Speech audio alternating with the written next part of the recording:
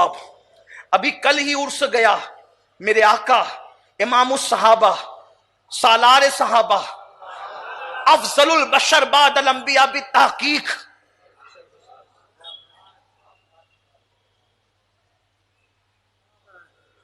امت مسلمہ کا محسن اعظم یار غار مصطفیٰ رفیق مزار مصطفیٰ سیدنا ابو بکر صدیق رضی اللہ تعالیٰ عنہ. عشق کیسا تھا صدیق اکبر کا رضی اللہ تعالیٰ عنہ. میرے آقا فرماتے سب سنابل شریف میں میرے عبدالواحد بلگرامی نے لکھا کہ اللہ کے رسول علیہ السلام نے فرمایا ابو بکر کو نفلی عبادتوں سے مقام نہیں ملا, ابو بکر کو یہ جو مقام ملا ہے اس کے دل کی کیفیت یعنی اس کے عشق کی وجہ سے ملا ہے. اور فرمایا میرے آقا علیہ السلام نے ابو بکر کے دل کے سامنے عرش کی حیثیت ایسے ہے جیسے بڑے میدان کے سامنے ایک ریگزار کی حیثیت ہوتی ہے. عشق والوں کا دل اتنا بڑا ہو جاتا ہے, اللہ اکبر, یہ شان ہوتی ہے عشق والوں کی. لیکن یاد جانتے ہیں جب صدیق اکبر سب سے آخری تک حضور علیہ السلام کے ساتھ رہتے تھے, سب اپنے اپنے گھروں کو چلے جاتے تھے, صدیق ساتھ ساتھ رہتے تھے آخری تک.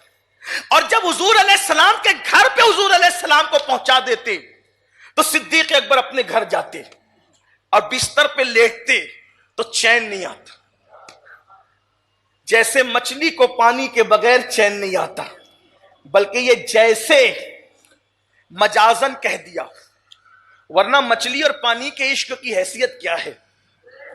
مچھلی کو پانی سے دور کیا جا سکتا ہے, لوگ کر دیتے ہیں, لیکن صدیق وہ ہے, توجہ آپ کی, مچھلی کو مار کر لوگ پانی سے دور کر لیتے ہیں, لیکن صدیق اس عاشق کا نام ہے جو موت کا مزہ چکھ کر بھی اپنے نبی سے دور نہ ہوا. مچھلی دریا سے دور ہو جاتی ہے مرنے کے بعد, لیکن صدیق تو وہ ہے کہ موت کا مزہ چکھنے کے بعد بھی حضور سے دوری گوارا نہیں کی, اور ایسا لگتا ہے کہ جیسے آج بھی تھپکیاں دے کر مصطفیٰ جان رحمت اپنے ابو بکر کو اپنے پہلو میں سلا رہے ہیں. عشق کا انعام یوں ہی ملا کرتا ہے.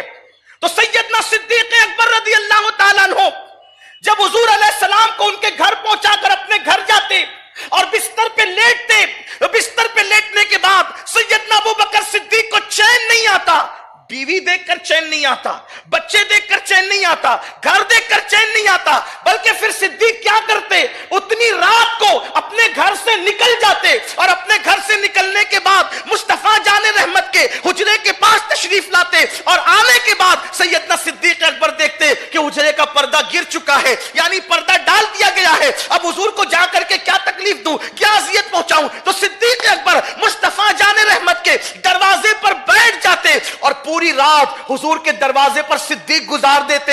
حضرت محبوب الہی کہتے ہیں کبھی یہ رخسار ابو بکر صدیق جو ہے نبی کی چوکھٹ پہ رکھتے, کبھی یہ رخسار نبی کی چوکھٹ پہ رکھتے. دیکھو سجدے میں اور جبی سائی کرنے میں فرق ہے. اللہ اکبر, سجدہ کہتے ہیں پیشانی کو, ناک کو, ہاتھ کو, گھٹنوں کو, پیروں کو, گھٹنے کی انگلیوں, پیروں کی انگلیوں کو زمین پر رکھ کر نیت کرنا کہ میں سجدہ کر رہا ہوں, اس کو کہتے ہیں سجدہ.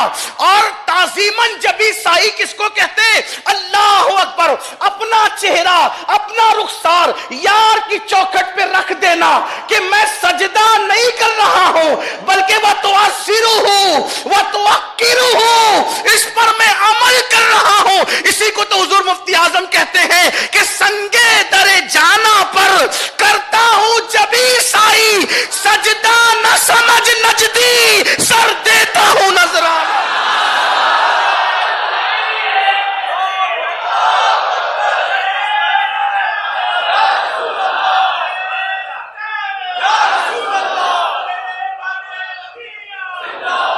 جبی سائی کرنے اور سجدے میں فرق ہے, ورنہ کوئی بھی مسلمان مشرک ہونے سے بچ نہیں سکتا, کیونکہ نیتوں کا بھی تو اعتبار ہے. امام اہل سنت کہتے ہیں عشاق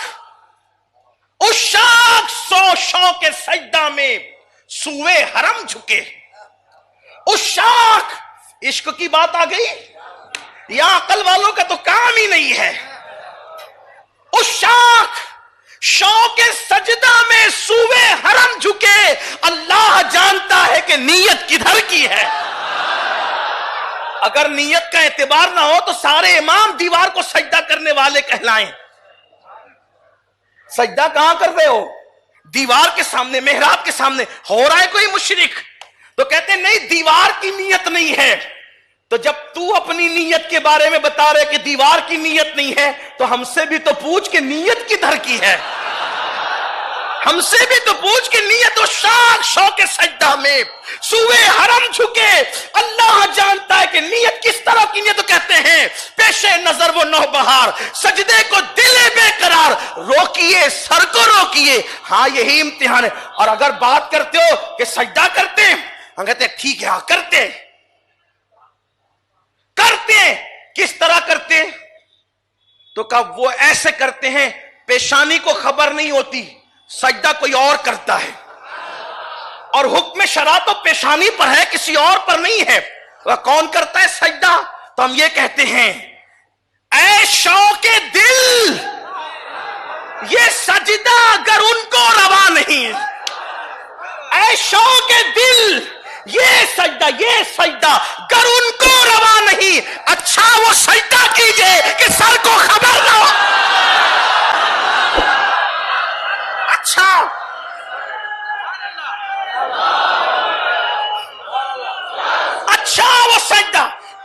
وہ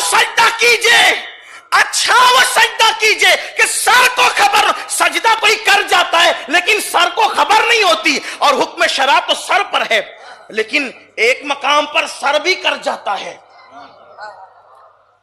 وہ منزل بہت اوپر کی ہے، کیونکہ فتح شاہ ولی کا آستانہ ہے نا، تو کچھ ذرا ادھر کی بھی ہو جائے.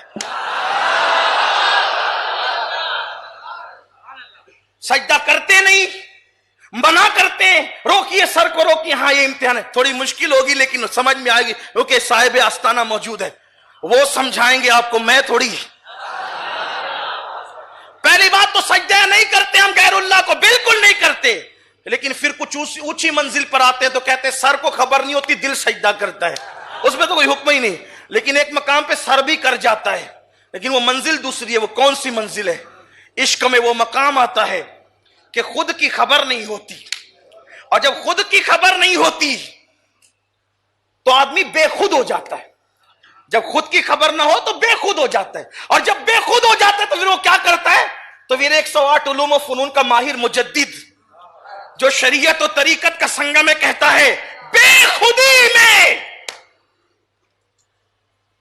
کس میں؟ یہ سب کو نصیب نہیں ہوتی بے خودی. بے خودی میں سجدہ در یا کہ روزے کا طواف، بے خودی میں سجدہ در یا کہ روزے کا طواف. مفتی صاحب فتویٰ کیا ہے؟ اعلیٰ حضرت فتویٰ کیا ہے؟ آپ تو 108 علوم کے فنون کے ماہر ہیں. فتاوی رضویہ اکیلے آپ نے لکھی، فتاوی عالمگیری لکھنے والے 500 علماء کی روحیں بھی دعا دے دے کر اعلیٰ حضرت کو رشک کی نظر سے دیکھتی ہوگی کہ ہم نے 500 مل کر جو کام کیا ہے وہ ہمارے خوشہ چین، ہمارے شاگردوں کے شاگرد احمد رضا نے اکیلے 12 جلدیں لکھ کر کے کر دیا. الزبدۃ الزکیہ کا مصنف ان سے پوچھا جائے، زبدۃ الزکیہ کے مصنف سے پوچھا جائے بے خودی میں سجدہ در یا کہ روزے کا طواف، کعبے کا نہیں روزے کا طواف. مگر بے خودی کا خیال رکھنا اور بے خودی سمجھنا کسی سے. بے خودی میں سجدہ در یا کہ روزے کا طواف، جو کیا اچھا کیا پھر تجھ کو کیا، جو کیا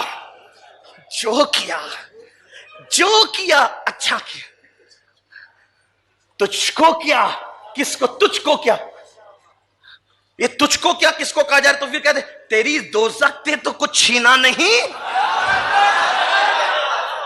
جو کیا اچھا کیا، تیری دوزخ سے تو کچھ چھینا نہیں، خلد میں پہنچا رضا پھر تجھ کو کیا. سر سوے روزہ جھکا تو پھر تجھ کو کیا. پھر آ گئی وہی بات، سر سوے روزہ جھکا پھر تجھ کو کیا. دل تھا ساجد نجدیا پھر تجھ کو، دل تھا ساجد نجدیا پھر تجھ کو. بات چلی تھی یار غار رفیق مزار کی. صدیق اکبر اپنی رات کیسے گزارتے ہیں اور ہم عاشقان رسول اپنی رات کیسے گزارتے ہیں. صدیق کی رات درے جہاں پہ گزرتی ہے، صدیق کی رات درے مصطفیٰ پہ گزرتی ہے، صدیق کی رات مصطفیٰ جان رحمت کی چوکھٹ پہ گزرتی ہے، اور اللہ کے حبیب کے چوکھٹ پہ کبھی یہ رخسار کبھی یہ رخسار رکھتے، اور اسی حالت میں صدیق سر رکھ کر آنکھ بند کر لیتے اور صدیق اکبر کی آنکھ بند ہو جاتی. جب آنکھ بند ہوتی تو سیدنا صدیق اکبر صبح کے وقت یہ منظر دیکھتے کہ مصطفیٰ جان رحمت صلی اللہ علیہ وآلہ وسلم نے اپنے در اقدس سے پردہ ہٹایا اور ہٹا کر دیکھا کہ ابو بکر پڑے ہوئے در مصطفیٰ پہ. لوگ تمنا کرتے ہیں در نبی پر پڑا رہوں گا، پڑے ہی رہنے سے کام ہوگا، کبھی تو قسمت کھلے گی میری، کبھی تو میرا سلام ہوگا. لوگ در پہ پڑے رہنے کی بات کرتے ہیں. صدیق اکبر کا تو روزانہ کا معمول تھا، صدیق اکبر کا روزانہ معمول تھا در مصطفیٰ پر پڑے رہنا.